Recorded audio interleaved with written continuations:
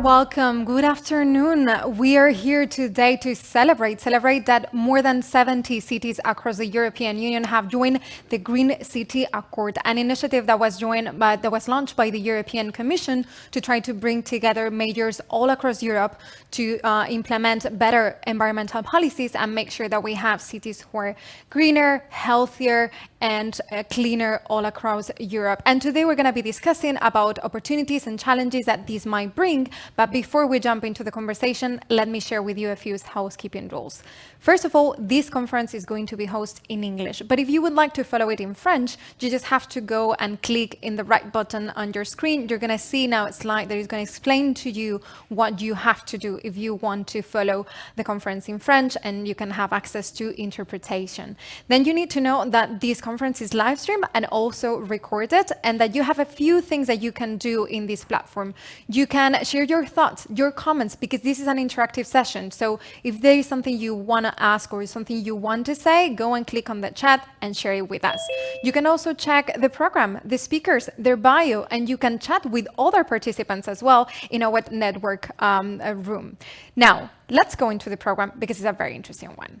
First of all, we are welcoming today two keynote speakers, incredibly high level. We have the Commissioner for Fisheries, Oceans and Environment, Virginia Sinkevičius, joining us today. And we also have the President of the European Committee of the Regions. Then we will pass into the main dish of the ceremony, which is the commitment ceremony, where all these majors are going to be joining today to sign live with us the Green City Accord and trying to encourage other majors across Europe that might want to be part of this initiative.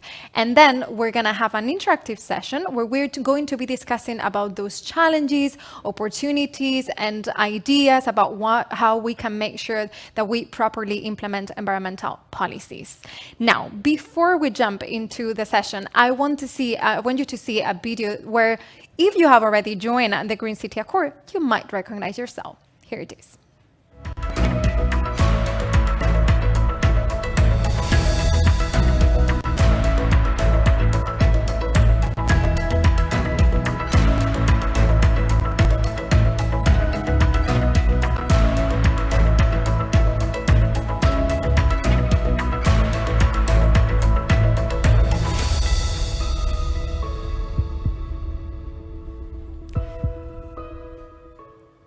Those are the majors that already joined the Green City Accord, but you can do it too. And today we're going to encourage you to do so. But before that, we are happy to welcome today Commissioner Virginia Sinkevičius, who is the Commissioner for Environment, Fisheries and Oceans, for a keynote speech.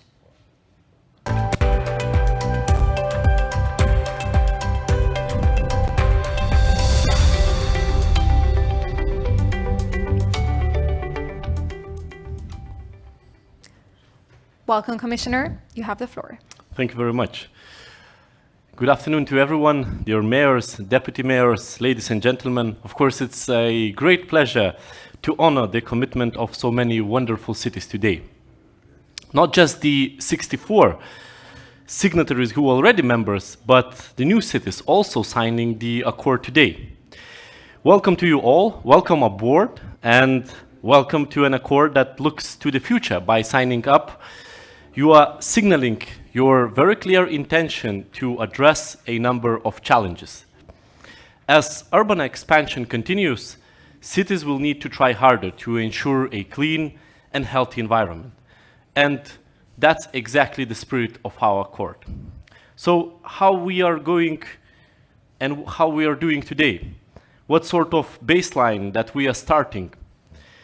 When we look at the big picture, we see that Europe's environment has improved in recent decades due to the combined efforts of member states and the effects of EU legislation.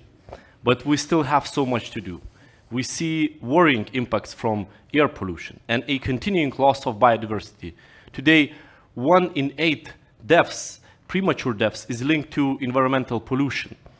And this pollution comes with extremely heavy economic cost. We know that European citizens want a clean and healthy environment. And at the Commission, we know that that really takes commitments and hard work at all levels. Cities are key players in implementing laws and policies that address pollution, taking us closer to our zero pollution ambition. And that's why we launched the Accord, supporting cities in their efforts to improve air and water quality, to tackle noise and waste pollution, and to enhance biodiversity protection and nature restoration. The Green City Accord will complement the Covenant of Mayors Climate and Energy Initiative, addressing major areas not covered by the Covenant. The start was slow, but it's great to see the Accord reaching cruising speed. Signatories are finding effective and innovative ways to reach their goals. In Spain, Vitoria-Gasteiz is implementing superblocks to tackle air pollution, sizable neighborhoods where traffic is restricted to major roads and speeds are limited on internal roads. In France, Grenoble has brought in a low-emission zone for the whole city and is aiming to ban diesel by 2025. In Finland, Lappeenranta has built 7 storm water wetlands, which act as natural filters to clean its water runoff. And Tallinn, which we just recently confirmed as European Green Capital winner for 2023, has developed a 13-kilometer pollinator-friendly insect highway protecting nature and promoting biodiversity. If you are here today, I'm sure it's because you too have a story to tell. There are so many good examples, so many cities finding new ways to deal with waste and boost the circular economy. Florence in Italy is firmly looking into the future and aiming to become a circular city in the next few years. Today we are celebrating, but we all know it isn't always easy. Good air quality, for instance, is a constant challenge. Difficult decisions are sometimes required. The Commission is here to help, and we strive to help you identify the most effective measures. We will soon be launching living labs for green digital solutions and smart zero pollution to engage with regional and local authorities in the green and digital transformation. And by 2023, these labs will develop recommendations on digital solutions for zero pollution. Citizen engagement will be a particular focus. And we offer far more than advice. We know that new measures can be costly, and we are committed to helping you address those costs. Support is available through the Structural Fund, the Horizon Programme, LIFE, and the EU Fund for the Environment. Urban development is central to our regional policy, and almost 17 billion euros is currently being challenged to 900 integrated and sustainable urban development strategies, all managed directly by urban and local authorities. The new European Urban Initiative will strengthen integrated and participatory approaches in the area of sustainable urban development, building capacity and knowledge, and helping with policy development and communication. Under Horizon 2020, more than 630 million euros has been invested in urban-related research and innovation, mobilizing more than 240 cities to implement over 100 projects. The launch of the EU mission on climate neutral and smart cities in the framework of the future Horizon Europe program will continue in the same vein. And support is also available to help you become more circular. The Circular Cities Initiative will advance the circular economy at city level, piloting and demonstrating innovative circular solutions. Ladies and gentlemen, I will finalize my speech here, because today it's all about you.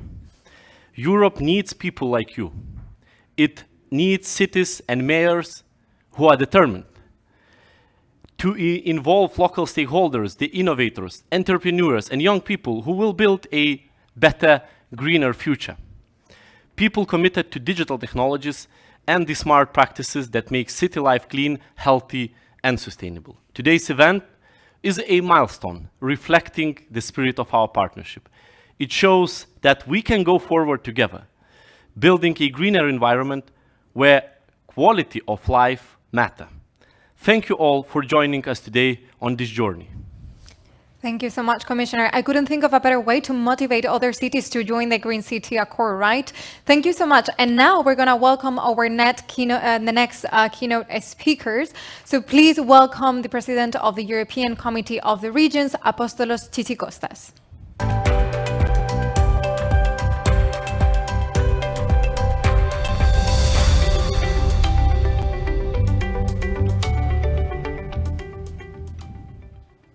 You have the floor, President.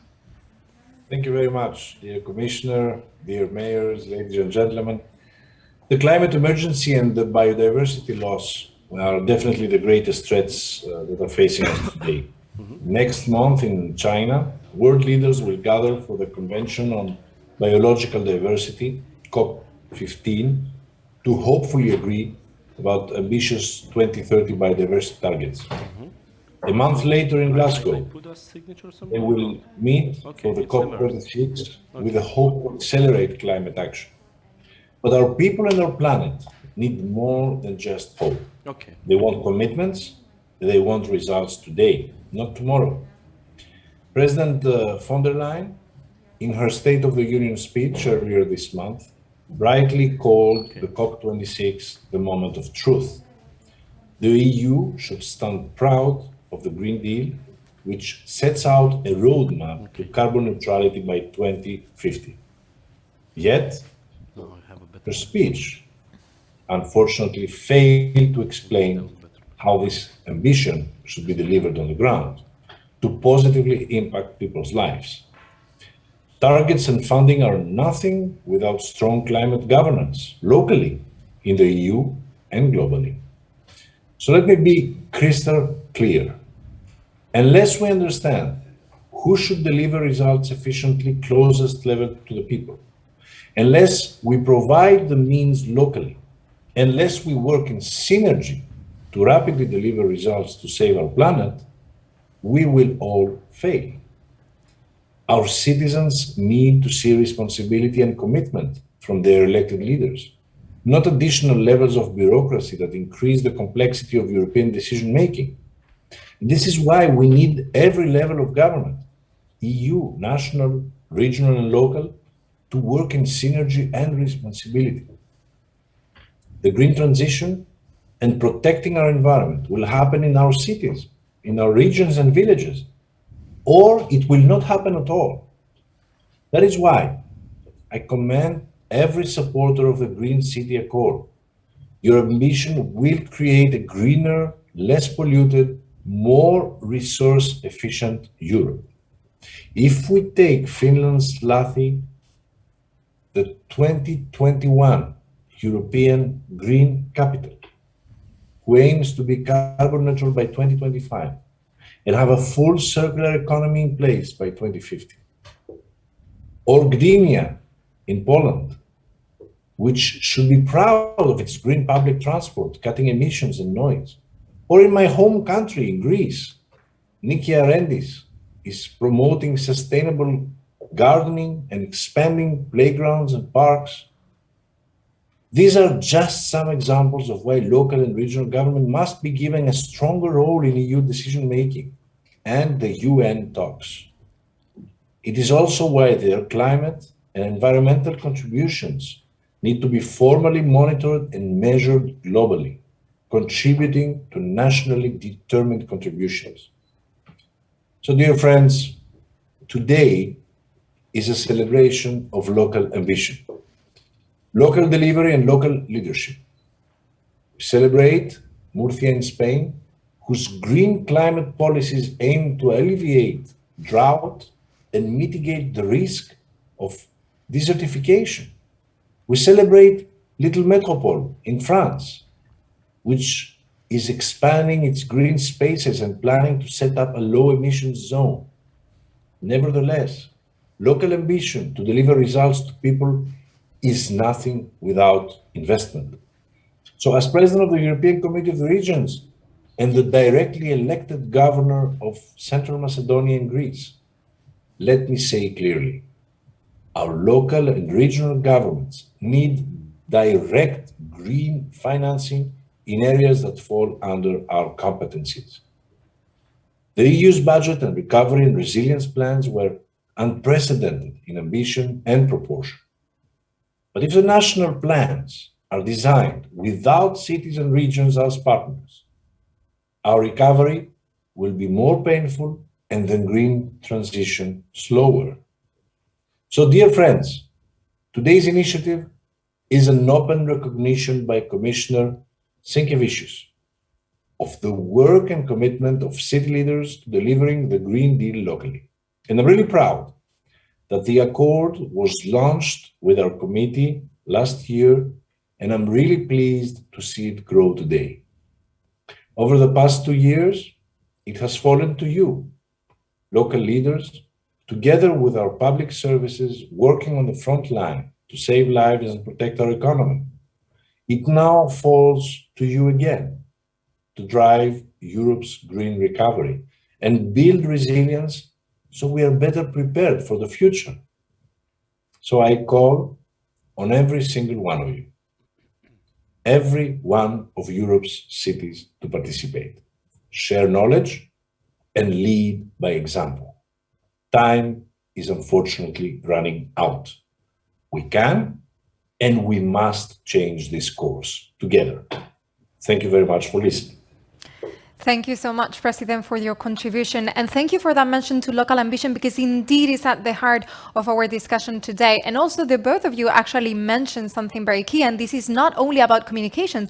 This is about concrete actions that have been taken by many cities across Europe, which most of which are actually today here following this conference and participating. So thank you so much for that, because it's indeed about action, about exchange. And we're going to be continuing listening from our cities today. And for that, we move into the next and the main part of our conference today, which is the commitment ceremony.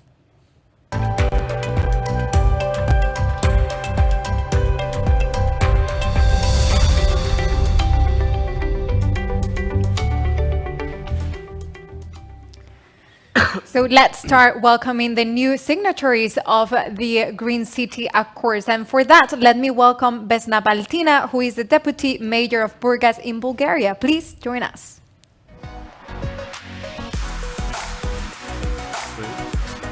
Wonderful to have you.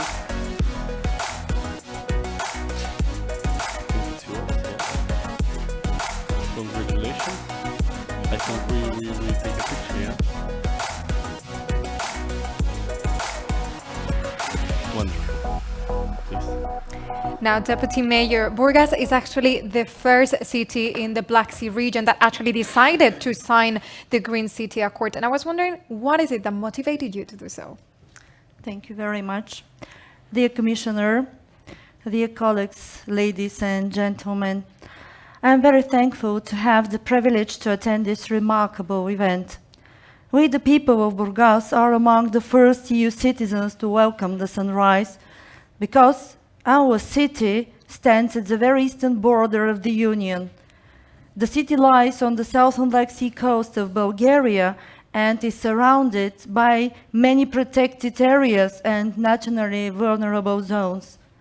The Burgas Lakes and Wetland Zones complex stands on the bird migration route called Via Pontica. Annually, up to 300,000 storks and more than 60,000 birds of prey fly over the lakes during the autumn migration. This is the place with the highest concentration in Europe of pink and Dalmatian pelicans, and is one of the most important wetlands areas declared under the Ramsar Convention for the protection of landlands, and of international importance as a habitat for waterfowl.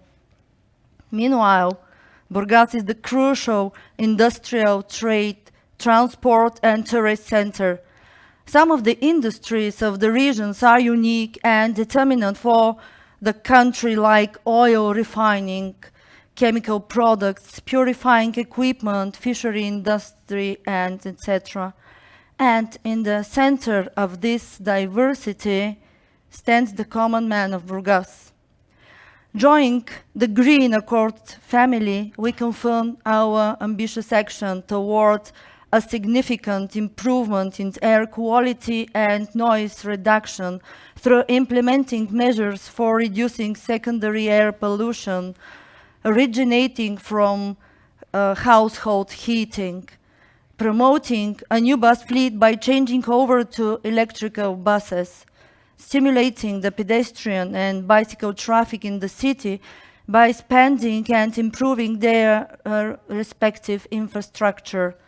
Last but not least, the system of green corridors will have a positive effect on air quality and ensure healthier living corridors for the citizens through green pedestrian walkways to be our new city connection lines. Towards considerable progress in conserving and enhancing urban diversity and halt the biodiversity loss by implementing measures to prevent flooding and destruction of natural habitats in the protected zone, stimulating vendors to reduce the plastic usage on the Black Sea coast, enhancing the circular economy by promoting the understanding for garbage not as a waste, but as a potential resource that can be reused, improving the waste management system and constructing the new relevant infrastructure. Supported by the new family accord, we confidently will proceed towards our Vision 2050, Burgas, the blue-green gate of Europe. Thank you very much. Thank you so much, Deputy Mayor. So now let me welcome our next city joining the Green City Accord. In this case, is the city of Gothenburg. So please welcome Emily Bonsford Jansson, who is the Deputy Mayor of the city.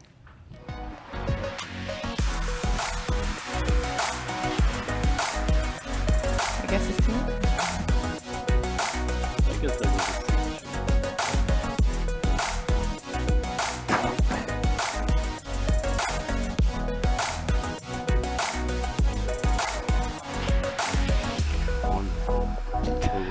City of Gothenburg. Thank you.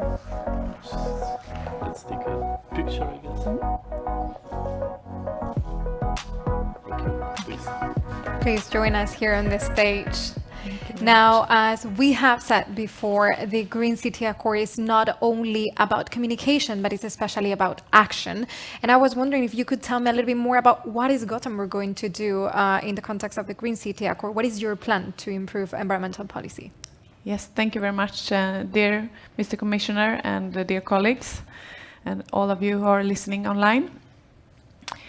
Well, the Green City Accord, it complements the Covenant of Mayors with questions that, aside from climate and energy, are crucial for us as a big city to tackle.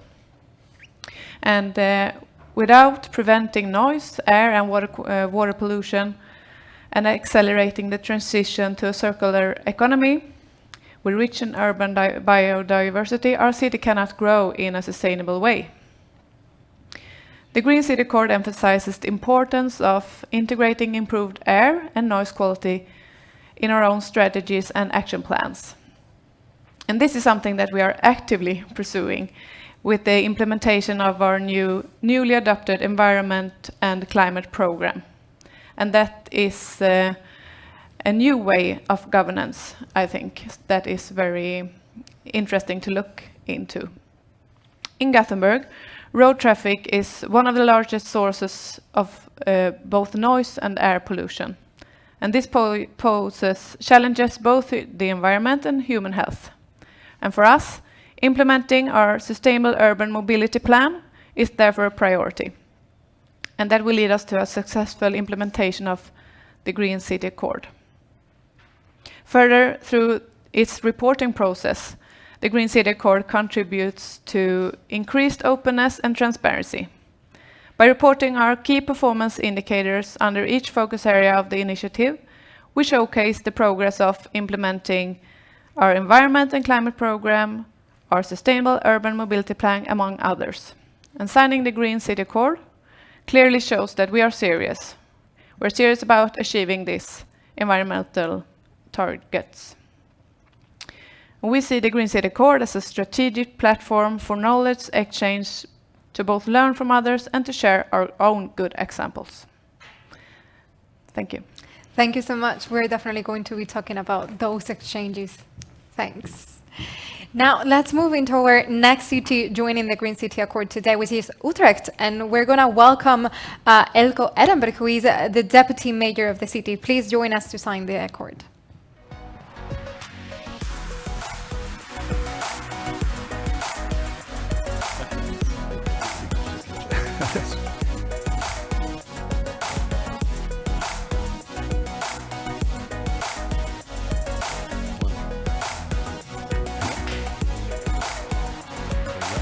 Let's take a picture. Great. Thank you, Commissioner. Deputy Mayor, thank you for joining us today. Utrecht is actually the first city in the Netherlands that have decided to join the Green City Accord. And I was wondering, what is your motivation and how do you think that this accord is going to help you to transform your city? Yes, well, I'll come that in a minute, but first let me say thank you for having us. It's a great honor to show our commitment to the Commission's green agenda. Well, dear Commissioner, dear colleagues, everybody, it's a great honor to be here. Utrecht decided to put health at the core of all of our policies. And in order to achieve healthy urban living for everybody, we need to be a greener city each and every day. And in Utrecht, we are the fastest growing city in the Netherlands. In the next 20 years, we're going to grow by roughly 30%. We decided we want to accommodate this growth, but not at the expense of the environment or our health or well-being. And to do so, we need to radically rethink the way we design and build our cities. So, as a city, we are working on a zero-emission zone. We want to meet the WHO standards for air quality.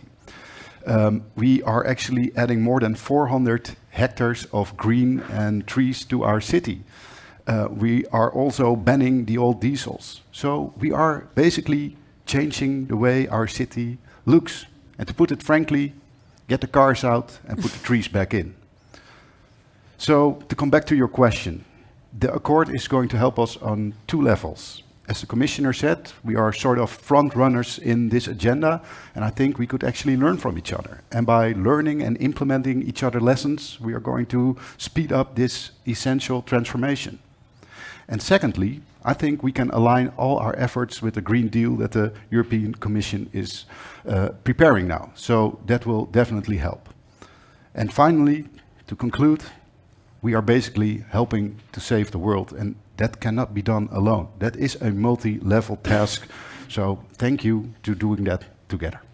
That's definitely what I call local ambition. Thank you so much for your speech. You're welcome. Okay, thanks. We all love our cities, no matter where they are, but I think the Commissioner likes a little bit better this one. So now we're going to be joined by the Deputy Mayor of Vilnius, Valdas Benkuskas, who is also going to be signing the accord.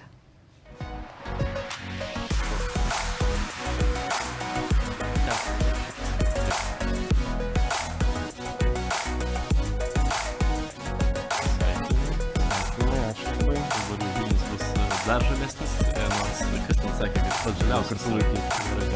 Merų mažai mūsų sudint dar. Sudint, jo. Gerai, prašau. Ačiū. Thank you. Well, Deputy Mayor, why did Vilnius decided to join the Green City Accord? What motivated you to do so? Yeah, first of all, we are very pleased that Lithuanian Commissioner Mr. Sinkevičius is responsible for such important area.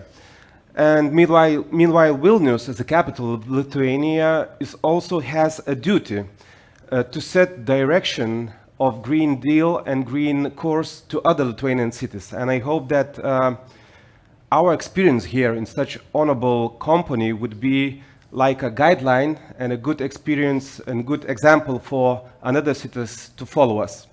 Thank you so much. Indeed, I'm sure that we're going to be inspiring a lot of mayors and a lot of cities today. So thank you so much for your contribution.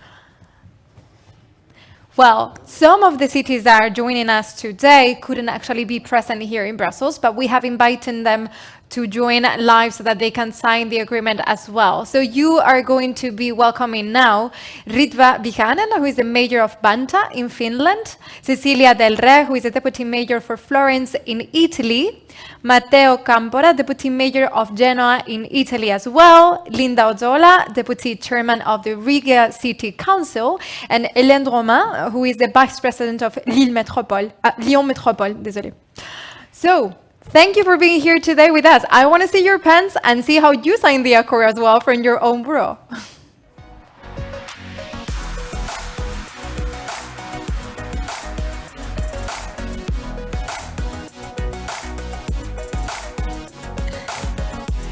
Now I'm going to ask our mayors present in Brussels to join us on the stage so that we can take a family picture, and I'm going to leave you alone for that.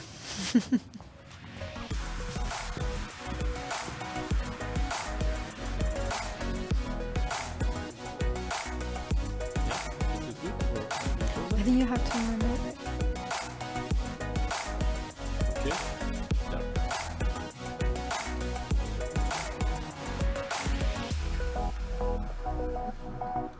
Thank you so much for that. Now I want to hear as well from all these mayors and deputy mayors who are joining us today live. So first of all, let me ask you, Mayor Vihanen, would you like to say a few words about what is it that you plan to do within the Green City Accord? Why is it that that Vantaa decided to join this accord? Hi, dear Commissioner Sinkevičius, dear President of the Committee of the Region, Apostolos Tsikostas, dear fellow mayors and deputy mayors and all participants. Thank you so much. And warmest greetings from Vantaa, Finland. We are so pleased and happy about this.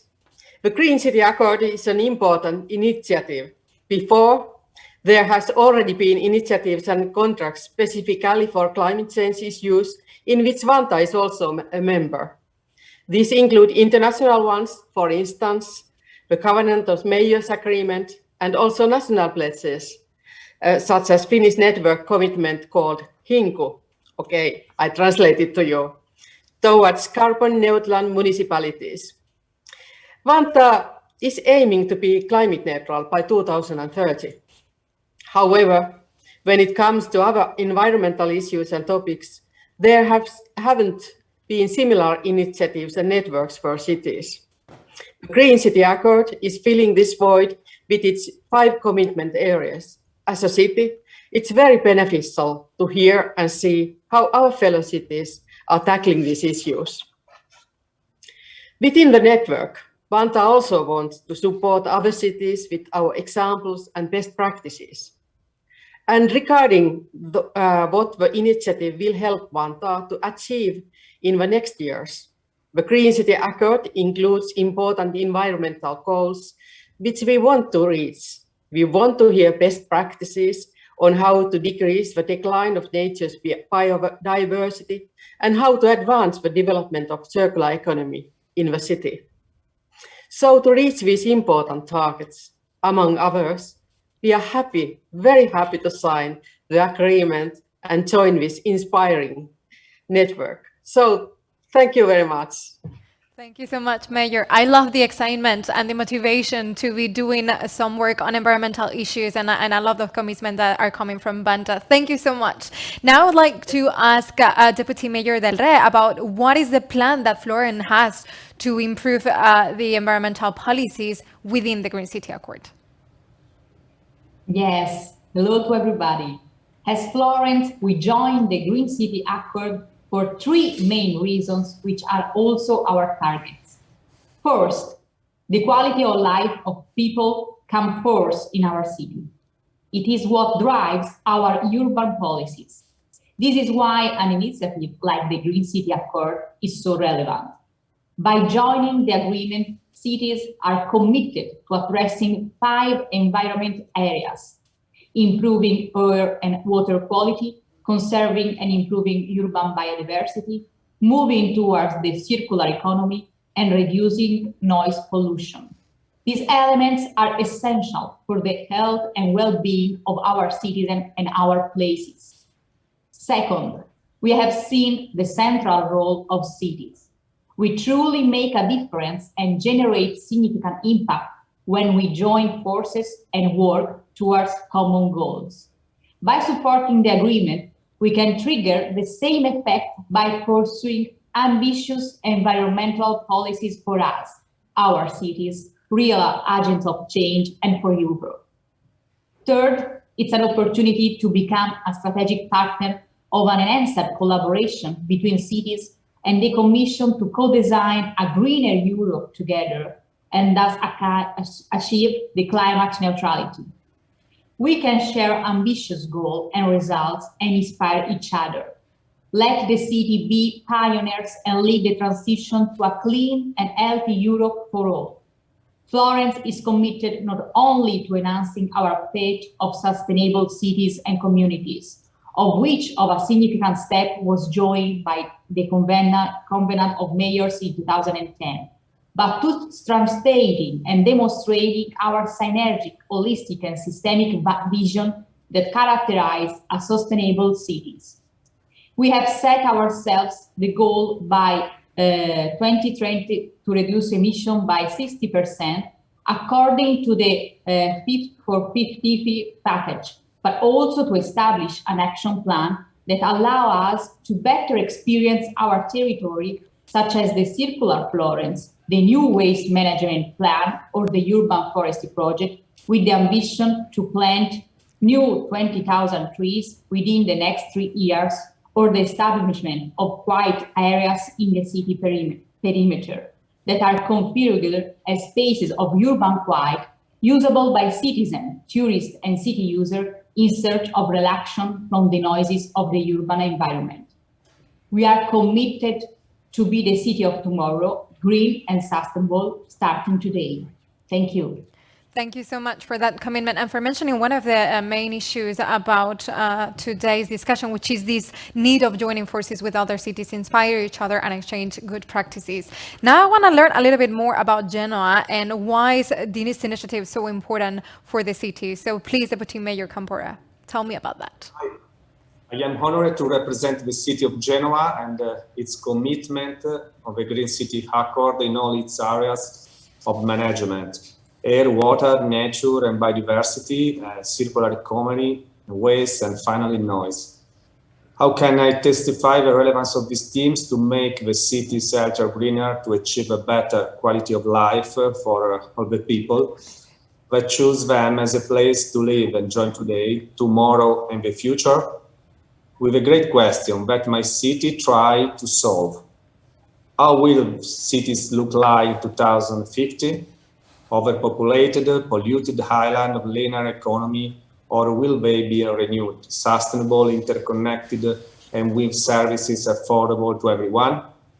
We believe that people, investors, administrators need a perspective of a prosperous cities, which develop itself in accordance with the principle of the donut economy, to better qualify impact of all our choices and to leave a sustainable legacy for the next generation.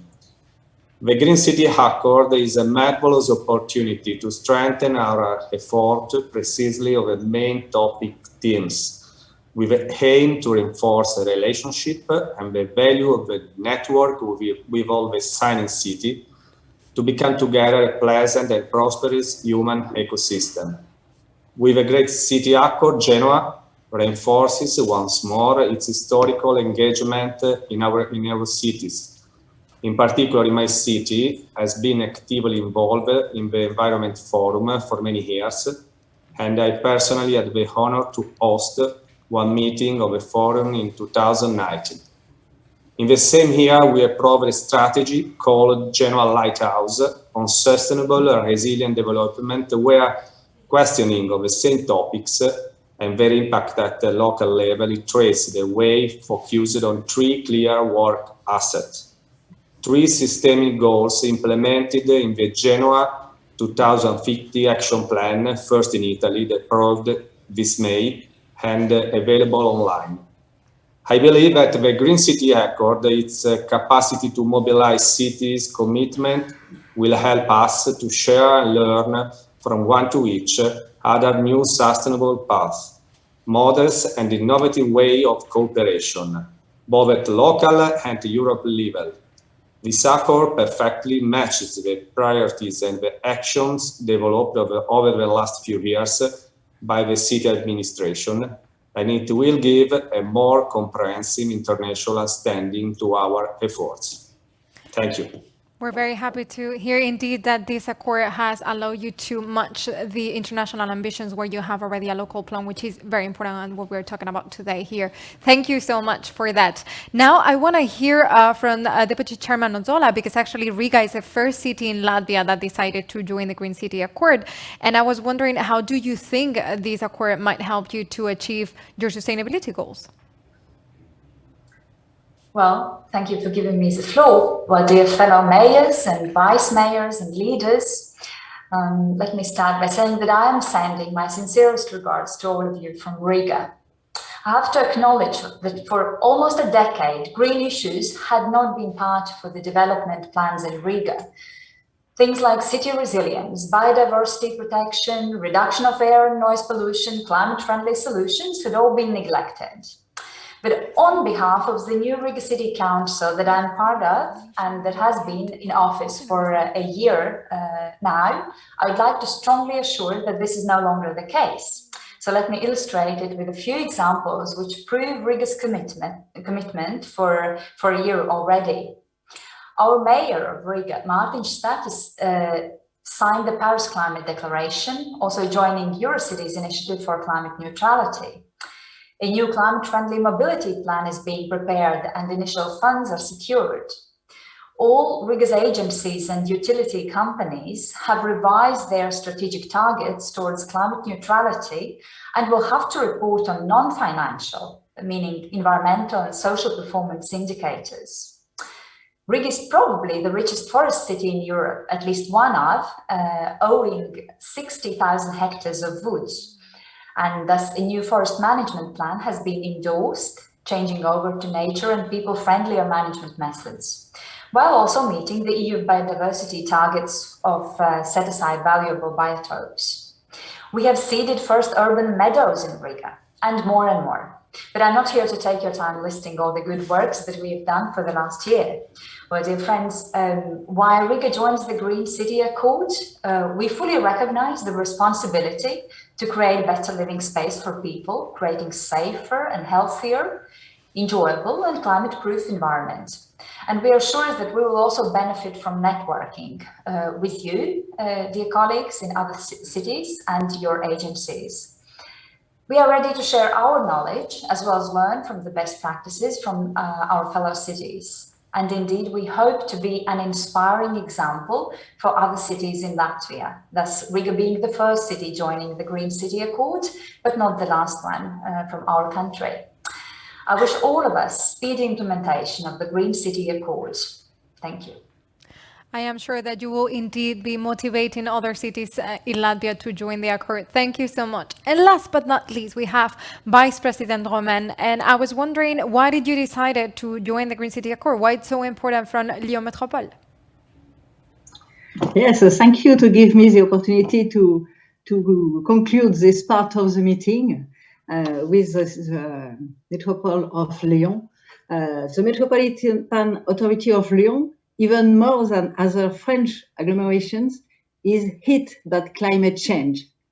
According to a report by the European Data Journalist Network in 2018, Lyon is the city of more than 500,000 inhabitants most affected by global warming. The consequences of urbanization, pollution, intensive agriculture, and now climate change force us to act. We want to implement concrete and rapid measures to limit the impact of global warming. We multiply our budget by 5 to increase the place of nature in the urban era, like public spaces, college support of private actors, preservations in planning tools. in order to fight urban heat. Our other priority is to preserve biodiversity. We vote a nature plan to protect the most sensitive species and a pollinator plan. To strengthen its environmental actions, measure them better, and exchange views with its peers, we now wish to mobilize alongside European cities and metropolitan authorities by approving the Green City Accord.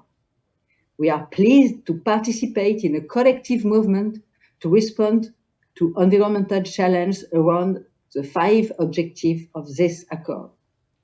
But we have to keep in mind that this is just the first step.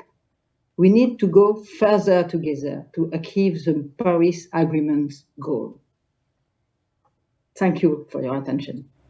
Thank you so much. Indeed, we have to join forces, we have to work together, and we have to make sure that we properly implement those environmental policies so that we can have better cities all across Europe. And that's where you come in. So thank you so much to each and every one of you for signing the accord today and for being part of this movement, joining forces with all cities and mayors and deputy mayors, all the public authorities working at local level to make Europe a better continent indeed. And thank you to the Commissioner, who unfortunately had to leave us, but thank you for being part of this, for the Commission to launch this initiative that is actually making sure that all these many people are joining forces across Europe. Now, there is another very important part of the Green City Accord, and that's supporters. Now, supporters are organizations from businesses organizations to universities, all different kinds of institutions that are actually helping those cities that have decided to join the accord to translate that action into concrete results in fighting air pollution, noise pollution, to improve better water quality. So to make sure that all things are actually happening, we have a group of supporters that are trying to help cities in doing that. And actually today we were joined by a new supporter, which is the Consiglio Regionale di Veneto in Italy. So thank you so much for making this possible. And one of the main supporters that the European Green City Accord has is actually the European Environmental Bureau. And we are incredibly lucky to have today with us its president, Johanna Zandol. So thank you so much for joining us today, Johanna.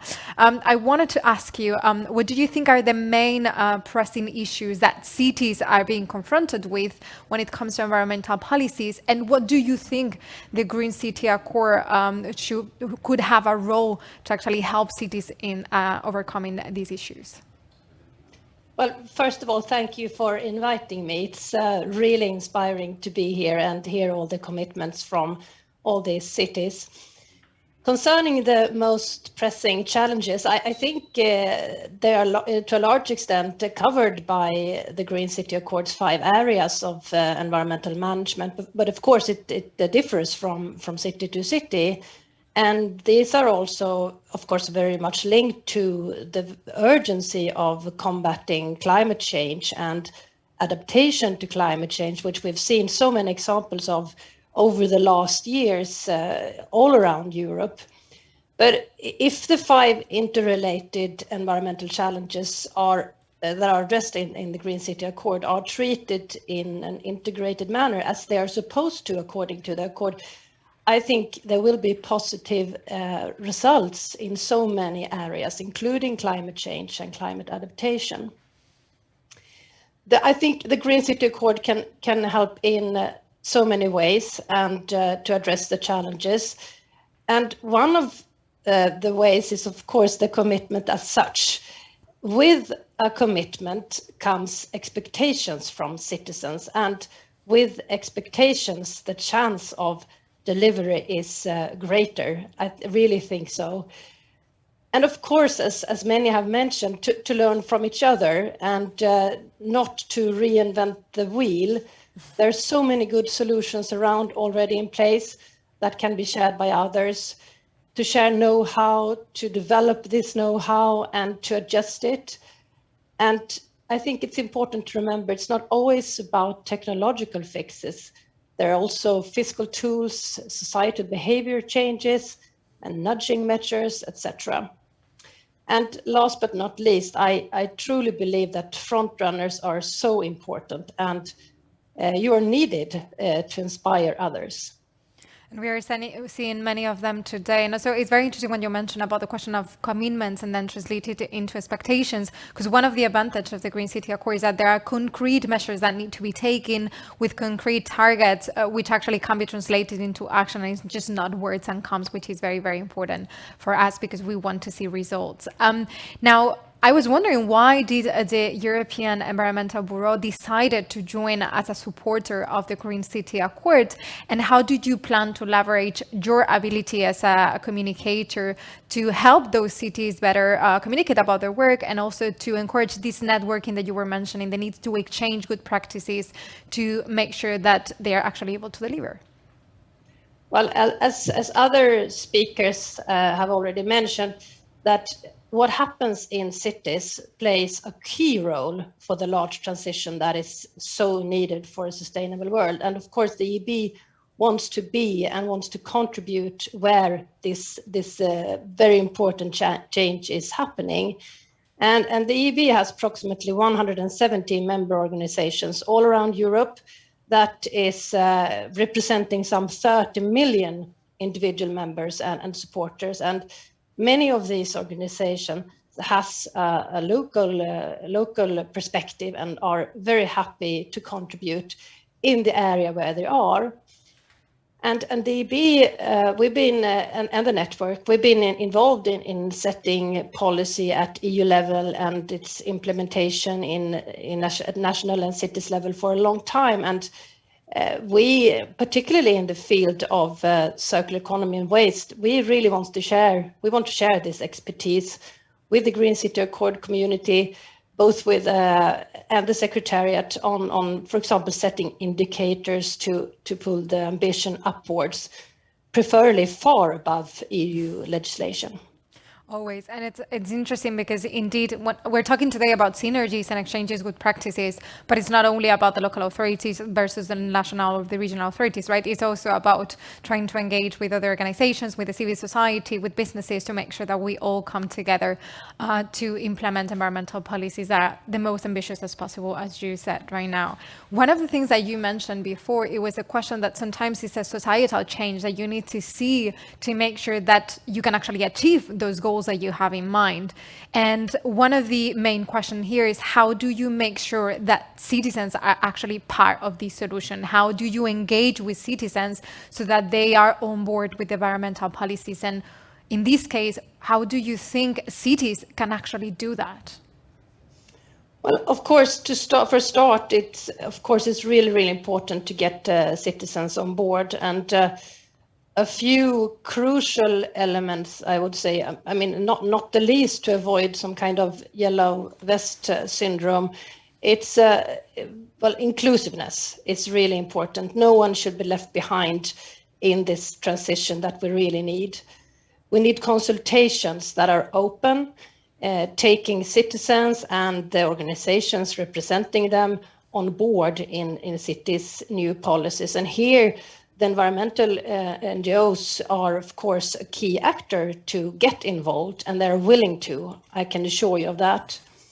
And I mean, experience show that citizens are often following if they are given proper tools to engage, and if the communication from the authorities is clear. And I think decision makers have a crucial role here to make it easy for citizens to do right and hard to do wrong. And a few examples here would be, I mean, collection of waste, where you can use price signals, convenient collection of separated waste, etc. If you look at the air and noise problems, it should be hard or expensive to park your car versus easy and cheap to bike, walk, or take the bus and metro. Or encourage the care for nature and biodiversity, make it easy for people to get access to green areas. And here, of course, urban planning is crucial. And more green areas will, as we know, be beneficial for other targets such as noise, air and water, and definitely climate adaptation.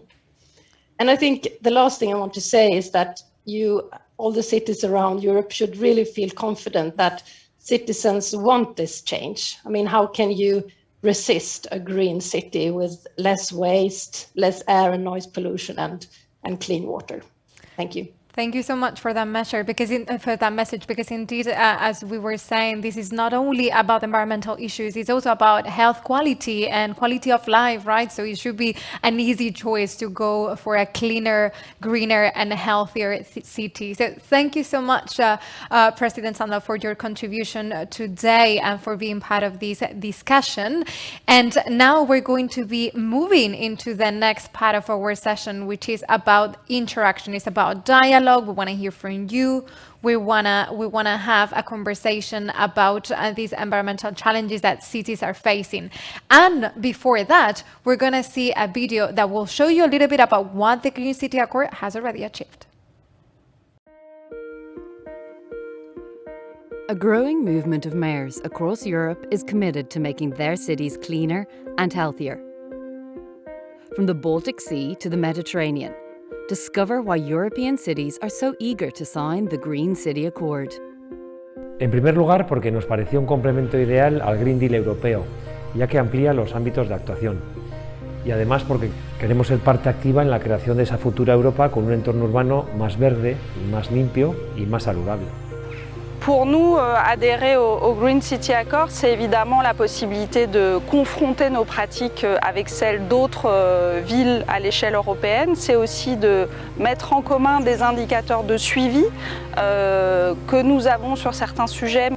För att det stämmer så väl överens med hur vi jobbar för att leva upp till FN:s hållbarhetsmål. Vi vet att ska världen klara att leverera på målen så måste städerna göra jobbet. Och vi ser att det finns en väldigt tydlig poäng att lyfta upp det lokala arbetet på europeisk nivå. As signatories of the Green City Accord, cities will demonstrate progress toward achieving the goals they set for air, water, nature, waste and noise. Dans notre ville et notre métropole européenne de Lille, nous avons deux défis principaux, prioritaires disons, qui sont évidemment la question de la qualité de l'air et celle de la nature dans un territoire qui est assez contrasté de ce point de vue-là, avec un cœur d'agglomération qui souffre d'une qualité de l'air impactée évidemment par la question du trafic, des déplacements, mais aussi de l'habitat et autour de ce cœur de l'agglomération, des territoires plutôt ruraux et même agricoles. With 5 important areas to address, cities look to one another for inspiration. Viene implementando desde hace años medidas de materia de ahorro de agua, de protección de la biodiversidad, de la calidad del aire, así como de la gestión avanzada de residuos municipales. And to engage their own communities. Vi bestämde oss tidigt för att arbeta in hållbarhetsmålen som väldigt tydliga ledstjärnor i vår budget. Det innebär att alla stadens verksamheter jobbar för att leverera mot hållbarhetsmålen. Let's make our cities greener, cleaner and healthier together. Join the Green City Accord. Welcome back to this interactive session where we aim to have a dialogue. You have heard from our cities about all the challenges, but also the opportunities and the success stories thanks to the Green City Accord. And we want to keep on digging into all the possibilities that the Green City Accord can bring into the implementation of environmental policies. But for that, let me first welcome Gilles Gantele, who is the Director for Policy Coordination, Lab Governance and Resources at DG Environment at the European Commission. Thank you so much for being here today. Thank you.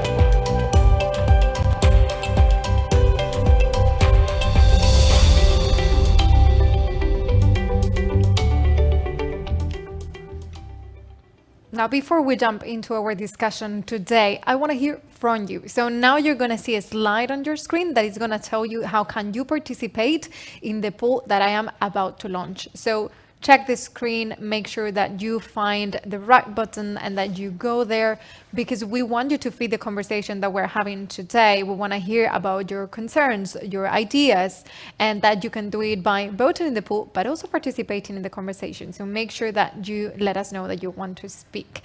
And now let's pass to the question. So the question is, which of the 5 environmental areas is most challenging for your city? Is it air quality? Is it water? Is it nature and biodiversity? Is it waste and the transition towards a circular economy? Or is it noise? I will be getting back to the result of this poll a little bit later today, so make sure that you make your voice heard. Now, let's start with the conversation today. And I want to ask Mr. Gatlet, so what role do you think has the European Commission in actually promoting the realization of the European Green Deal at local level? Yes, thank you. What I think is that the European Green Deal is one of the most important and most challenging policies in the European Union for a long time, because we are trying really to bring some answers to the concerns of all citizens. And it is clear that the things cannot be decided at the level of Europe and just imposed. In fact, what we need is to receive the support and to have the implementation through the different parts of the European territory. And in fact, if you take all the pillars of the Green Deal, if you take the biodiversity strategy, the circular economy, the fight, the zero pollution ambition, this is all parts where in fact primarily the cities are in charge of. And this is where we really think that the cities can bring some added value and can ensure that the European Green Deal is going to touch the citizens and the daily life of Europeans. Absolutely. A lot of issues that need to be tackled at local level. And that's why we're here today, to encourage that action all across Europe. Now, I want to keep hearing from the cities that are joining the European Green City Accord. And I'm wondering, why is it that they felt that it was so important to join this commitment to push for their own environmental policies? And I want to ask also, what is so crucial about this movement? And for that, I would like to welcome Michael Kolberg, who is the mayor of Tallinn, who is actually the city that won the European Green Award for 2023. Sorry about that. Mayor, are you there? Can you hear me? Yes, hello. Go ahead and tell us why it's so important to join movements such as the European Green City Accord. Thank you. So, for my opinion, green and digital transition require major changes in visions and the policies of European cities. It is not wise to make these major changes piece by piece. This approach must be systematic, structured, and wholesome. European Green City Accord is a good tool for cities for this systematic approach. It helps us to set more concrete goals in different areas. There are common indicators for measuring development process and to make changes in them if necessary. Cities with similar backgrounds and goals can share good and bad practices and compare results. It is also always good to have a small competitive moment. Today, many city administrations still work more or less in thematic silos, and this does not support systematic changes. One of our main ideas as a green capital in 2023 is to create an international green governance competence hub in Tallinn that will gather and analyze information, work out, pilot and propose different systematic governance models for cities in the process of green transition. Facing the challenges is easier when you are not alone. Cities should look at the initiatives as European Green City Accord not as an extra work, but as a support network and a tool that helps to fulfill the goals of European Green Deal. Thank you. Absolutely looking forward to 2023 to see that hub coming together, because indeed it seems like a great initiative to put together with the Green City Accord and to make sure that we continue exchanging experiences between different cities across Europe about environmental policy. So let's show the result. What is it that people feel that it was the main challenge that they were facing when it comes to environmental action? Which are the 5 environmental areas that are more challenging? And I can't, it's very far away from me, so I'm not able to read the results.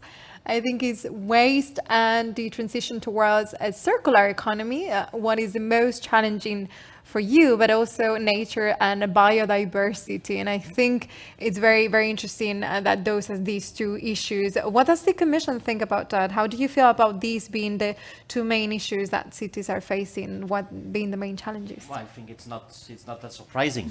This is something that we can see, but it makes a lot more concrete what exactly we are speaking about, because sometimes we think that what is proposed is a bit new legislation at European level. It does not make so much sense for citizens. Here we are really tackling what the citizen are seeing, and this is we know that waste is a big issue, and we know that air quality has become year after year one of the main worries.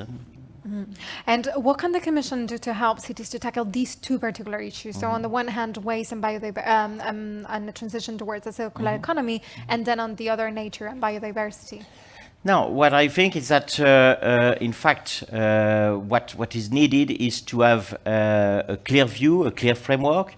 It's important also that when we prepare legislation to be submitted to the co-legislators, it comes also from the experience from the cities. That's also very important. And in fact, what I can see in every day is the fact that by putting together the different actors and cities, there is a sort of peer review, which means that each one can learn from the others what has been done so far, what can be done, and there are some innovative solutions, and this is where clearly also we can give a hand, knowing of course that through the EU fundings there is a lot which is done, in particular to give support to local authorities. Absolutely. And this is one of the key objectives of the Green City Accord, indeed, to join forces, to exchange good practices, so can cities help each other to overcome those issues.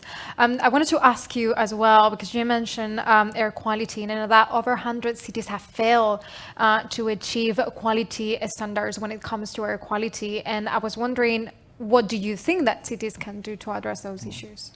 Well, again, this is in cities that the main decisions are taken in order to ensure that there is a full implementation of the EU legislation. For years, the EU bodies have discussed with the member states in order to promote the higher standards, including we are working to have higher standards more aligned with the WHO standards, but at the same time, what we can see is that there is a lack of implementation. So we can also open infringements to member states, but if we do not tackle on the ground at the local level the issues, it's a bit useless. It's more a legal debate or legal battle, but including when the countries are condemned, we have not solved the issue. And what we want is results. It's not to win a legal battle. And here, clearly, with the cities, there is a lot which can be done, and in particular, because we see that in transport, in heating systems and support for heating systems, there are a lot of decisions which can be taken, and moreover, where the difference can be done. So many times I am explaining what is done in Europe to colleagues, to family, and they say yes, but it's not true. It's not true in my city. And this is where this cooperation and the Green City Accord is very important, because we have to make it a reality. Absolutely, to close this gap between a national level where the decisions are made, but actually at local level is where the implementation comes. And here is the challenge. I wanted to hear from Gothenburg, Deputy Mayor Johnson, what is it that you're doing in the city to try to fight this air pollution and to improve air quality in the city? Yes, I would like to address two examples then, because the first one is what I spoke about earlier, that we have implemented a new environment and climate program. And it's a completely new structure of governance, because we also noticed that it's very hard to get the results. So we have implemented this new program with 7 strategies that are they are what do you call it? Working together. Yeah, they are overarching strategies. So they need to be handled together, and they also need to be handled by different bodies. What bodies? Yeah, bodies, but also in the city, within the city, different actors in the city. And we also have a new green city zone in Gothenburg to reduce the air pollution, and also maybe to reduce our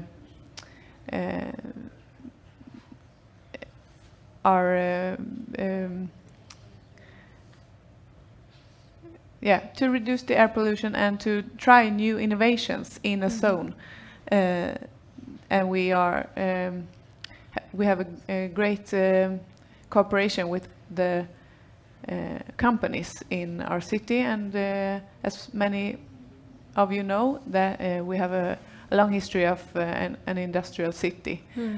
We're close to a harbor, and we also have the whole vehicle industry in Gothenburg. So that's very exciting, and I also want to finish off with saying that this event is very inspiring, because when I hear the other deputy mayors, for example, I hear they are addressing exactly the challenges that I face in my local work every day. So that's very inspiring and exciting. Absolutely, and you're going to have the chance to share your own experiences and to learn from each other. That's the goal of the Green City Accord, right? I want to get back to Vice President Dromen from Lyon Métropole, and I want to hear from her about what is the strategy that Lyon has put in place also to improve air quality. Air pollution greatly affects our health. It causes around 4,000 premature deaths each year in France. To reduce it in Lyon, we have a main pool, a low emission zone, like in Grenoble, as it was already said, ambitioning to put an end to the pollution peaks. Breathing healthy air should no longer be a luxury. We are currently leading a consultation process to build with the inhabitants a perimeter of the zone where the most polluting vehicle will be forbidden. In 2026, all diesel cars will not be allowed in the zone. This consultation process is fundamental, as we need to ensure social acceptance of this measure. It's also essential to take into account its social consequences, because of the fight to improve air quality must not be at the expense of the most vulnerable. Alongside the restriction, we propose alternative ways of transportation. We announced today the creation of the large bike network in our territory to link the 59 cities of the Metropolitan Authority. By 2026, 250 kilometers of secured roads will be created. We also decide unprecedented investment in public transport in order to limit the use of cars. Once again, we made sure that the most vulnerable can have access to green solutions. Public transport is free of charge for those in need since the beginning of this year. Thank you so much. Thank you so much for that, Vice President. That was indeed very interesting, especially what you mentioned about the question of urban mobility, because it's something we haven't talked a lot about today, but it's definitely one of the key aspects of local action when it comes to implementing environmental policies. Now, I want to get back to Lille again, because I think we're now able to listen to the Vice President and Deputy Mayor. And I was wondering if you could tell us a little bit more about the nature-based solutions to enhance urban diversity, which also supports effort to deal with air and noise pollution and water management, and how you're addressing all those issues in Lille. So, hello everybody, dear partners and participants. Thank you for eventually giving me the floor on this special occasion. As it was said, Lille Metropolis and the city of Lille both were the first French local authorities to sign this Green City Accord. So as first deputy mayor for the city of Lille and vice president of Lille Metropolis in charge of ecological transition, energy and climate, I am very happy that several new members of all over Europe are joining this initiative. Through the 5 specific topics you mentioned, air, water, waste, noise and nature, I think the Green City Accord tackles important daily concerns, and citizens in our cities and countries are more and more sensitive to these topics, and that's one of the main reasons why we decided to sign this accord. Another reason is that with these green issues we can have and we can show a more integrated approach of our environmental strategy, which can not only, I think, be based on climate and energy, even if they are the more urgent problems to deal with if we want to reach global carbon neutrality in 2050. So in Lille, we already had chosen to apply to the 2021 European Green Capital Award because of this interesting global approach. Lati won the award, but we were finalists in Lille. So it was obvious for us to join the Green City Accord along with the renewal of our membership to the Covenant of Mayors for Climate and Energy. And our new local plan, which we adopted earlier this year, respects this integrated global approach. It's global because our action plan includes mobility, as other cities told of, energy, housing, urban planning, air quality, mitigation, and so on. And it's global because we work with all our stakeholders, and we want them to play a prominent role. Business and local companies, non-profit organizations, local experts and universities, and of course, numerous citizens of our 95 cities. And all these stakeholders, they want clear reporting about the implementation of our local climate plan and about the achievement of our goals. And that's perfectly understandable. And it's also one of the good aspects of this accord to look for the KPIs. Even if I must say that it would be a bit easier for us local authorities if there were more synergies between all the reporting procedures that we have to respect while we are joining these shared initiatives. So I think that by doing that, and of course by securing fundings, as the President of the Committee of Regions said, I am convinced that we will encourage many more cities of France and all over Europe to join us in this Green City Accord and to join us in other European commitments on climate and environment. So I would say let's together give priority to bold and impactful practices in order to develop a more sustainable Europe. Thank you so much for that. And thank you for that wider perspective of what Lille is doing in terms of environmental policy. And for mentioning this question about the many ways in which cities can be supported in doing this work, because this is what we are going to be discussing in the last round of questions. But before we jump into that discussion, I want to go back to Finland. And I want to ask Mayor Vihanen about what the main challenges that she's facing in her city when it comes to the transition towards a circular economy. Hi again.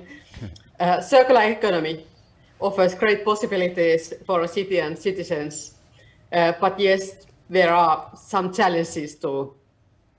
It's important that circular economy, saving both the environment and financial resources, is done in a climate neutral way in a city growing so fast as Vantaa. These are important issues in construction.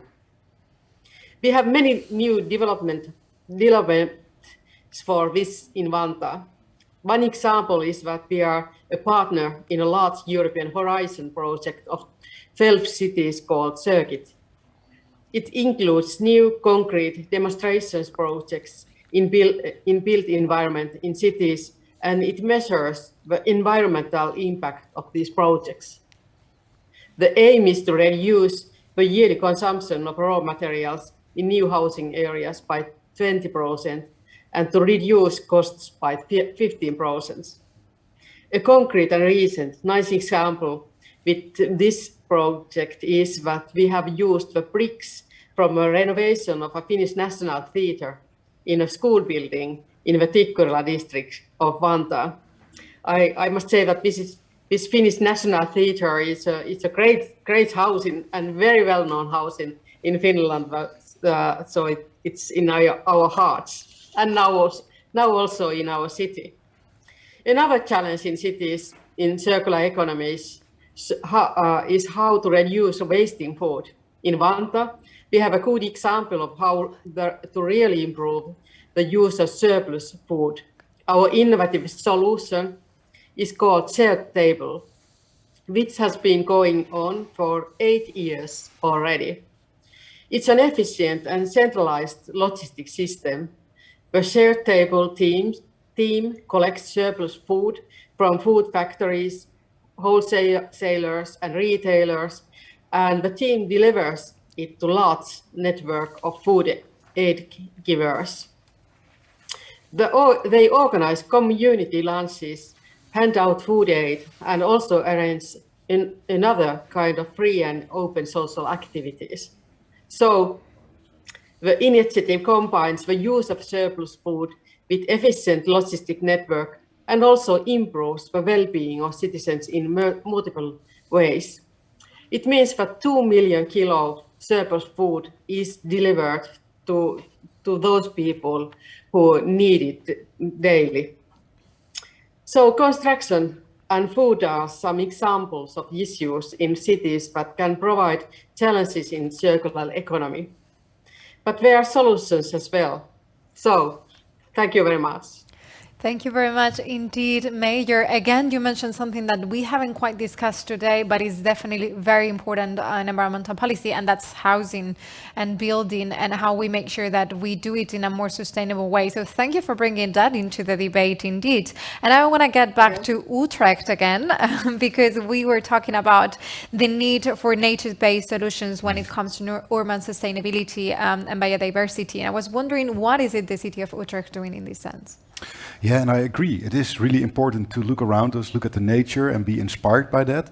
And well, let's give 2 tangible examples of what we did. First, we transformed our bus stops into bee stops. So we added, it's quite simple actually. We added flowers and grasses on top of the bus stops. And now it's like a win-win situation because that's a nice place for insects to reside, but it's also helping to cool down the city a bit, and it helps with the climate adaptation because it stores and it buffers rainwater. So, and that's just, well, how it works in nature, and you can bring it into your city. So that's one example. And the other one is, well, like a really major project. It took almost 20 years. We had this huge highway which went straight into the city center. It's like a 12-lane highway, and we completely got rid of it, and now it's a canal. And you can go there around by boat, canoeing, or have fun, stroll around it, maybe have a little drink. So it's a green, lush, blue area instead of a highway. So it takes some courage and 20 years, but yeah, you can change your city. That's a beautiful way of doing it. And actually, I have to confess that I knew about these bus stops for bees because it was one of the most popular thing that I have seen all across Europe. I read it everywhere, and I think it's a beautiful idea, and it's a very simple one. So it doesn't really take a lot of time, money, effort, and yet it's very helpful. So indeed, as you said, we are all sharing a lot of ideas about what can be done at local level to ensure that we improve the environment. And we want to open the floor for you. So if there is something that you would like to share share with us your own experience from your city. If there is something that you would like to ask to any of our speakers today, now is the time. I know that we are joined by Alessandro Ghinelli from Arezzo, and he would like to take the floor. So please, Alessandro, you have the floor. Thank you. Thank you for inviting me to this meeting. And thank you to all my colleagues, mayor of the cities that are present here. I'm here mainly to learn something, as someone already said before, because Green City Accord, I think, is the main goal is that one, to share the best practice between cities, and so that all the cities can go together toward a common goal, without having those burdens that usually are inside the silos way of working that unfortunately too many times we are forced to work with. So I want to say you something about my city and what kind, I tell you just one of the topics I'm dealing with, but I think is one of the most challenging for us, and that one that is giving the best results is about circular economy. In our waste disposal plant, we produce, thanks to the part of the waste that is not recovered and used in another way, we have to burn it. But we take we are able to generate electricity and energy from that burning, and this energy is given back to the network of electricity in Italy. But a part of it is given back for free to the citizens that are driving electric cars. And this makes a very interesting behavior on citizens, because on one side, they are more likely devoted and try to buy new electric cars. And the second one is that they realize that the waste actually is an energy maker, and they can have back for free that energy. And that, I think this is very important to let people understand what is going on in their cities. And the future, what's the future for our city in that power disposal plant? We are making a new line to treat the organic part of the waste, so that we can make from that waste methane. So we can give the methane also for free to citizens, and they can be using that kind of fuel for their car. So this is a kind of way that the people understand what really circular economy is. This is my experience. Thank you. Thank you so much for sharing that with us. And indeed, this was one of the things that we were talking about before, right? The need to bring citizens on board. And these sort of initiatives where you not only encourage a behavior, but also give something back to the citizens so that they feel that they are part of the solution is absolutely essential. And I was wondering how the Commission sees this question after all the different initiatives that you've been hearing about today from different cities. How do you see these being supported by the European Commission? And also, to what extent can you rely on local governments to make sure that European citizens are actually on board with the European Green Deal? Mm-hmm. Yes, that's a very important question, because we all know that there is a lack of knowledge from the citizens and the policies, and the citizens are key, because the citizens are those who are suffering from the effects of the pollution, but they are also those who can make the change. But to make the change, they have to be aware. So the first thing I think is really also to work on awareness and information, and to give this information about the circular economy, which shows that this green agenda is also an economic agenda. To show also that beyond the climate change, first the climate change has an impact on the cities, but also beyond the climate change, biodiversity is a key policy, and zero pollution is the clearest, because in fact this is what they are living. But sometimes they don't know. If you don't know that your air is polluted, you can feel it, but it's not exactly the same. What I think is that citizens also are here to vote, to promote the policies, but because they've received this information. And the last thing is that the citizens have to control, which means to see that that the policies are being integrated, that what has been decided at European level is going to happen on the ground, as I said before. And as a citizen born in Lyon, I will check what's happening in Lyon, of course. But beyond this, the main point is also how to see how the citizens can make their voice heard. So there is a vote, of course, but at European level, there are a number of initiatives where they have been involved.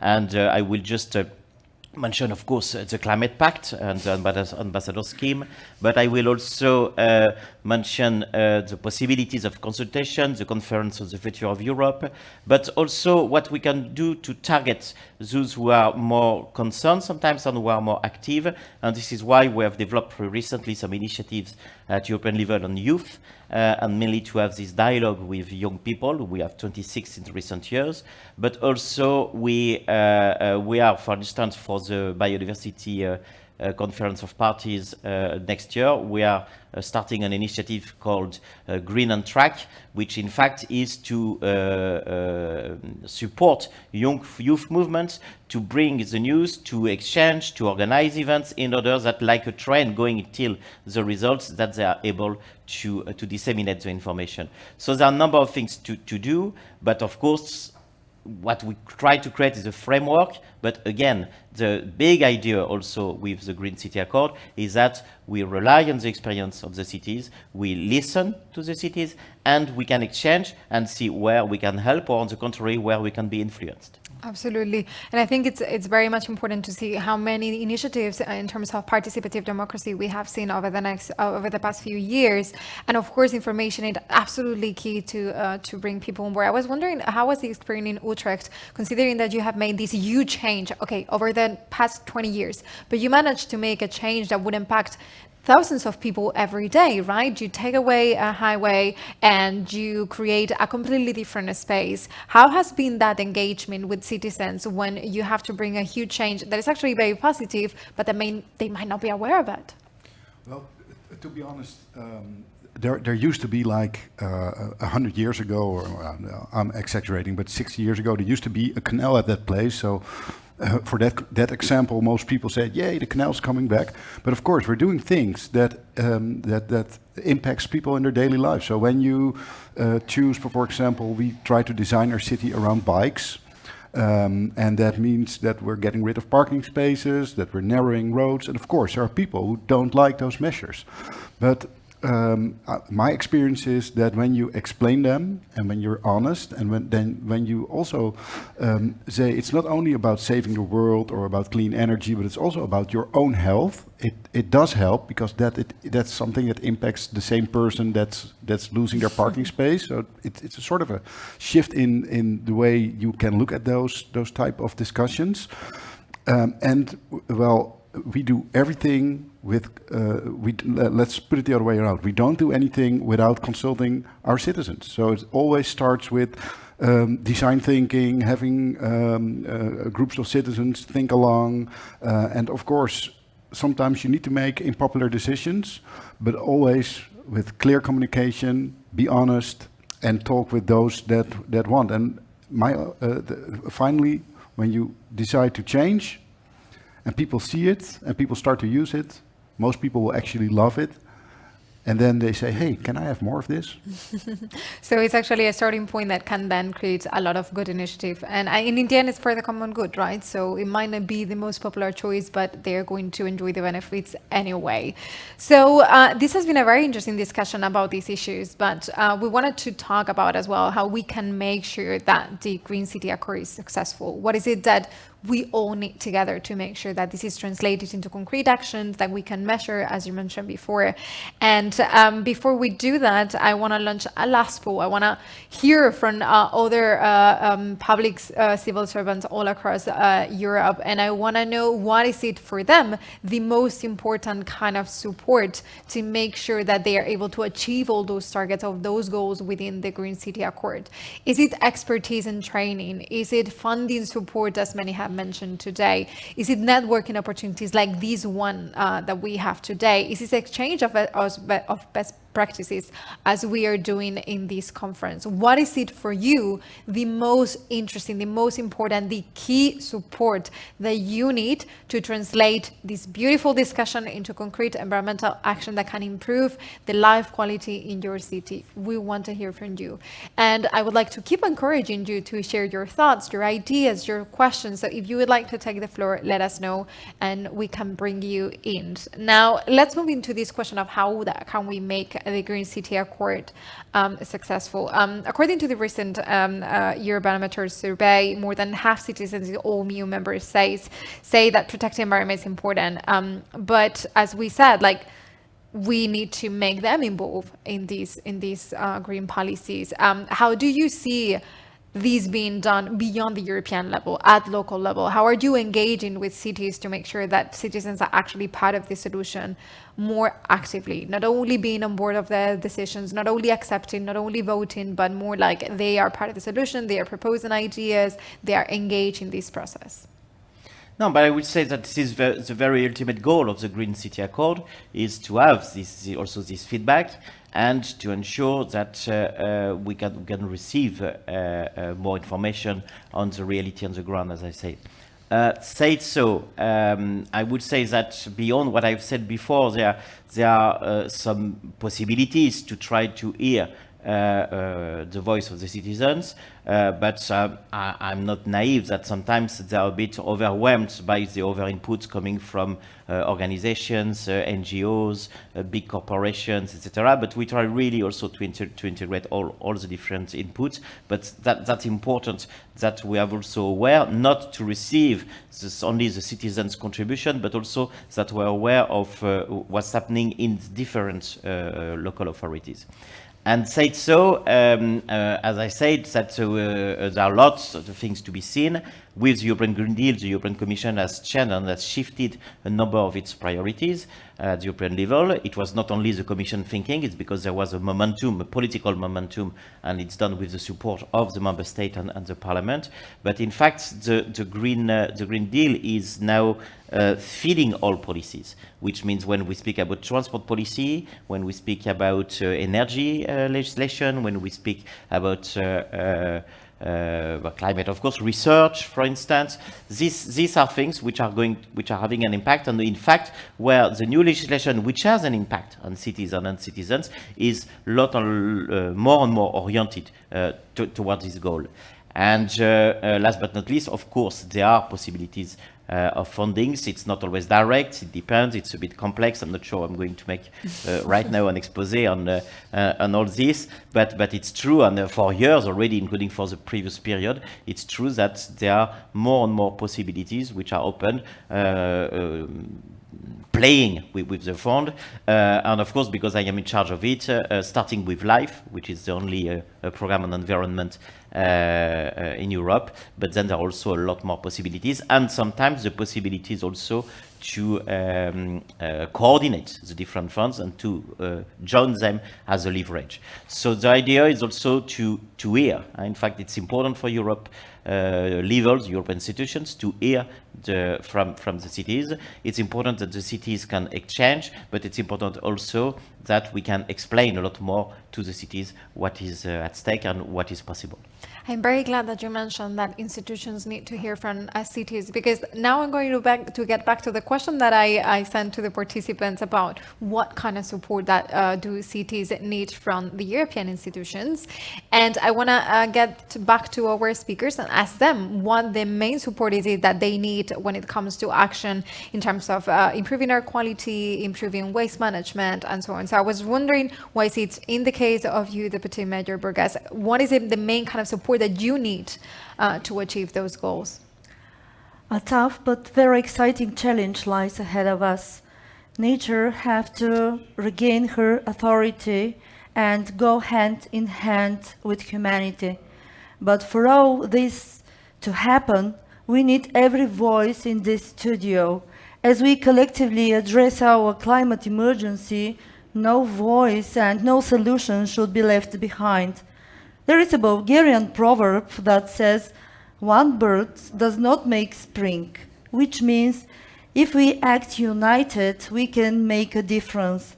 Changing our cities, that's what we're here for, but we don't have enough time to go this way alone.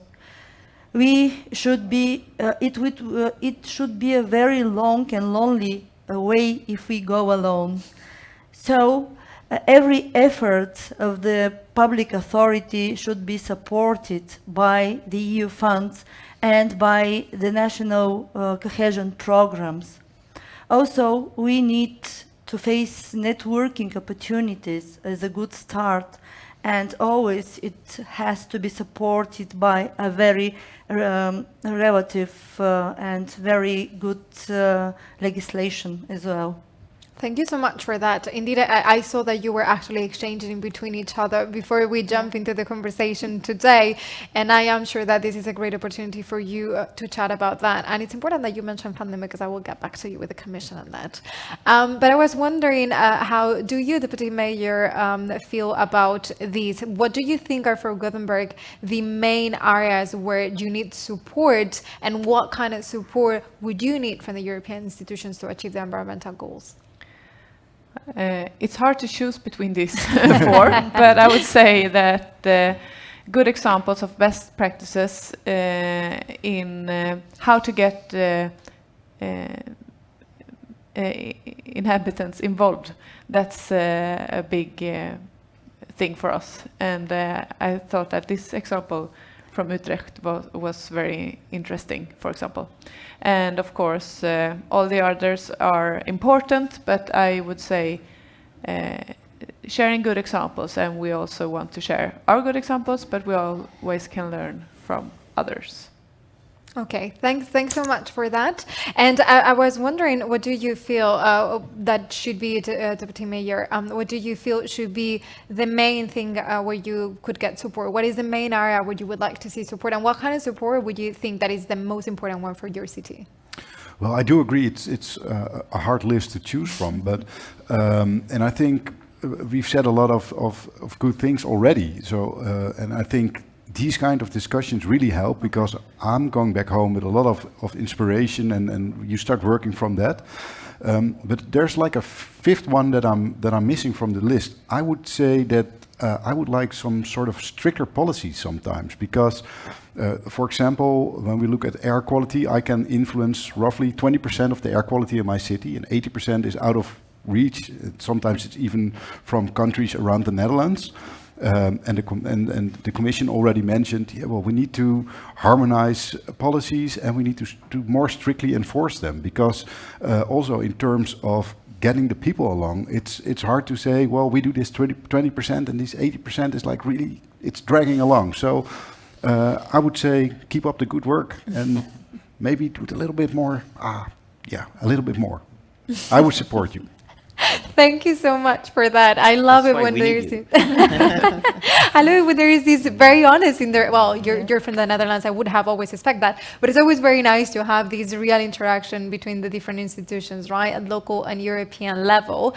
Well, it seems that we got the results from our poll, and that, you know, the cities were really struggling to choose. It seems like the 4 areas are very important for all the mayors and deputy mayors that are joining us today in this conference. I was wondering, how did you feel about this from the Commission side? What do you think is the hardest maybe for you to provide? What do you think that has been the most useful one in terms of improving the decision-making process at local level when it comes to tackling and implementing environmental policies?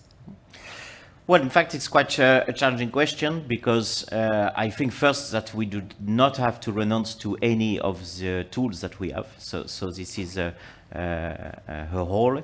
The second thing is, this is the way the European Union is done, and sometimes citizens have difficulties to understand it, which means that there are institutions, but we are not a federal state, and it means that the member state has still a very important role, and they are our main interlocutors, including for years, because I'm old enough to have lived that, we were told not to speak to cities because it was subsidiarity.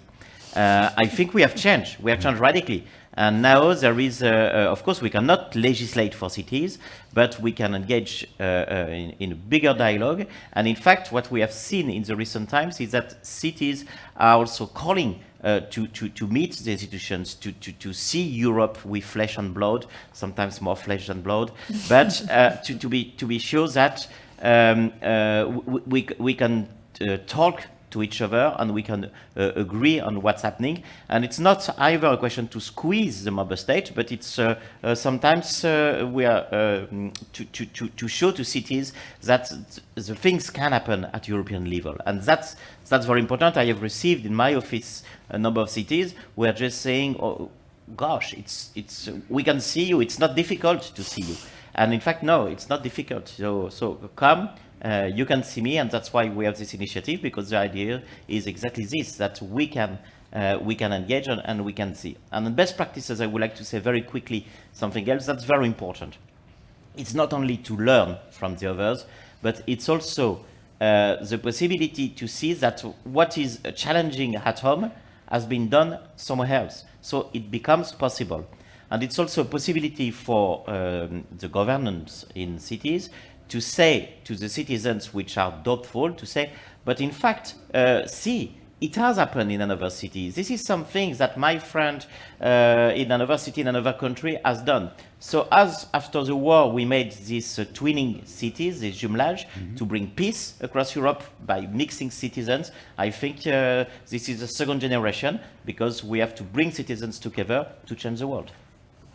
Thank you so much for that. And I think it's an incredible message to send to all the cities that are joining us today, because indeed, I take it as a commitment. They can now knock on your door and they can keep on increasing this dialogue between the European institutions and the local authorities to make sure that we can achieve all together all those environmental goals, which are absolutely key to have a sustainable Europe indeed. So thank you so much for that commitment to open the doors to other cities. And now I would like to go to Valencia, because we are joined from there by, if I'm not wrong, Sergi Campillo, who is the Deputy Mayor of the city. Thank you so much for joining us today. Please take the floor. Hi, do you hear me? Yes, we can. Perfect. Hi from Valencia, Spain. I'm absolutely pleased to be here with our European cities and institutions. Valencia has been making many efforts in terms of sustainability in recent years to be a European and Mediterranean city of the 21st century, clean and minimizing pollution and emissions, healthy, green and inclusive. We must not forget that there is a strong social demand around the pacification and naturalness of our cities, increased by the pandemic, so that they stop being a hostile environment where traffic and asphalt prevail. We pursue friendly urban environments that facilitate sociability and life for people, especially the most vulnerable. Water is a vital resource and increasingly scarce in our latitudes, especially here in the Mediterranean, and increased due to the effect of climate change. For this reason, for years, we have been working on the optimization and reduction of its consumption and its reuse. Regarding waste, we have increased the efforts for the recovery and selective collection of all material that can be recycled, for which 5 fractions are separated at the moment in our city. Air quality and noise are closely related to traffic and conventional private and commercial transport. We are moving towards a change in the model that favors alternative mobility, reducing emissions. For example, making a strong effort to develop a bike lane infrastructure and promoting intermodality. Naturalization requires a paradigm shift in the urban development of the city. Green infrastructure and nature-based solutions must play a leading role in integrated planning alongside urban planning and mobility. But the success of these city policies will depend to a large extent on whether we know how to build a citizen alliance that includes all social and activity sectors, public, private, NGOs, academia, and the media. Only in collaboration with an informed and proactive citizenry we will be able to achieve this, and also through collaboration between cities. That's why we are here, Information, transparency, and participation from the beginning are key to meeting the challenges we set ourselves. That is why we have joined this new alliance from the first moment, the Green City Accord. We want to share and promote our visions, objectives, and the plans and actions to achieve them with all the cities of the agreement. Between all of us, we will undoubtedly have greater results. Thank you very much for your attention.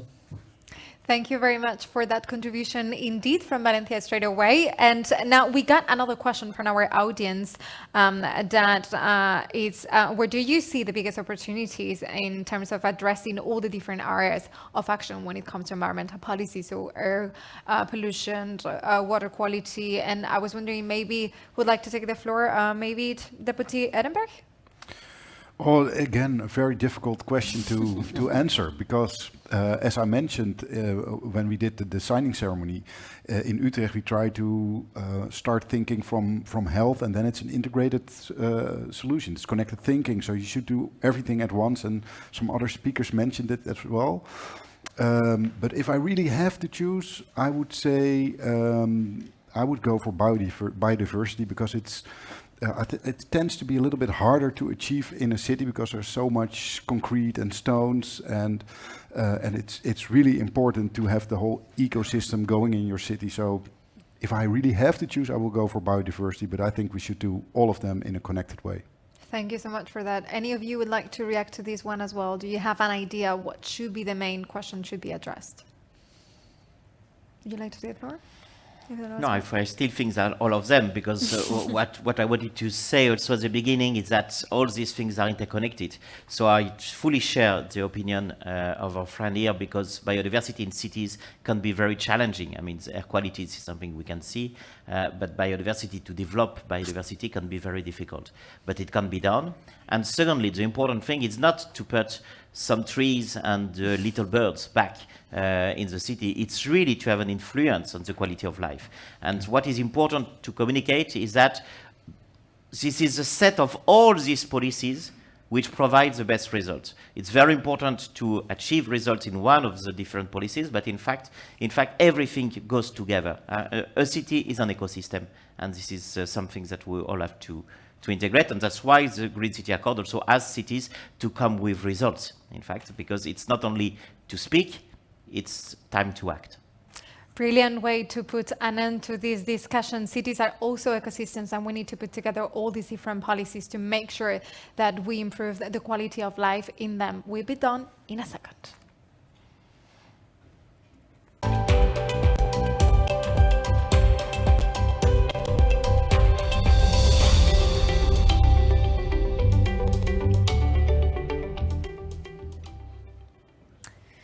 Now, with this, we come to an end of this high-level ceremony where we had majors joining us from all across Europe, joining forces to translate environmental policies into concrete action at local level and to ensure that their cities are greener, healthier, and cleaner.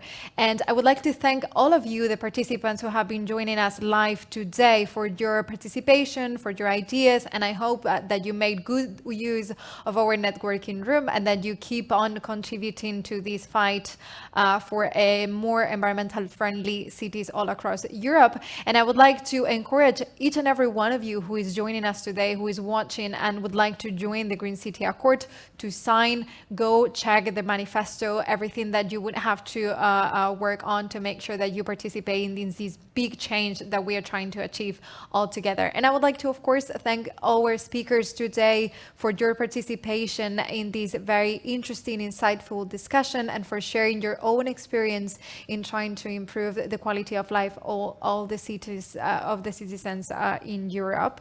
And maybe we can get back to the poll now and see what the final result is. I cannot hear. We lost. Okay. Too difficult to choose.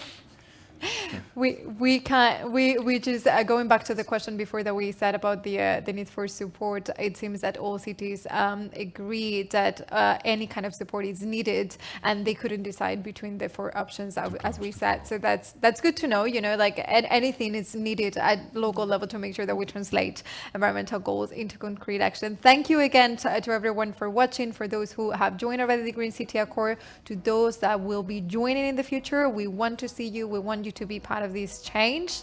And as I'd like to say, take care, be safe and save the planet.